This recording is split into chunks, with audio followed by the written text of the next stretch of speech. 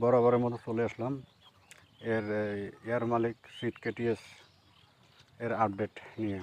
আপনাকে দেখাইছিলাম যখন চারা 2 পাতা ছিল, এখন 5-7 পাতা করে হয়েছে।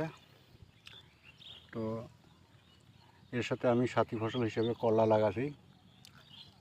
দেখি এই বর্ষাকালে করলা আর এই কেটিএস মূলা কীরকম হয়। মোটামুটি মাশাআল্লাহ ভালো আছে। মনে হচ্ছে এগুলোকে একটু পাতল করে দেওয়া লাগবে।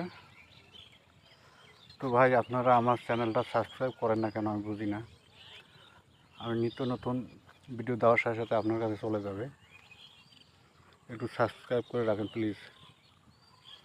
আর এর পাশে আমার ঢেঁড়স ক্ষেত,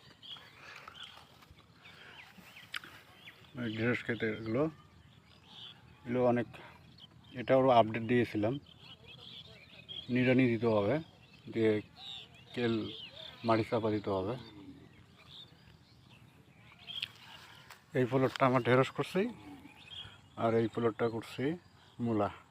তার সাথী ফসল হিসেবে করলা লাগাইছি। করলার জানলা দিব 2-4 দিনের ভিতরে। তো আচ্ছা, ভালো থাকেন আর আমার চ্যানেলটা সাবস্ক্রাইব করে পাশে থাকেন। আমার নতুন ভিডিও আপনাদের সাথে সাথে চলে যাবে।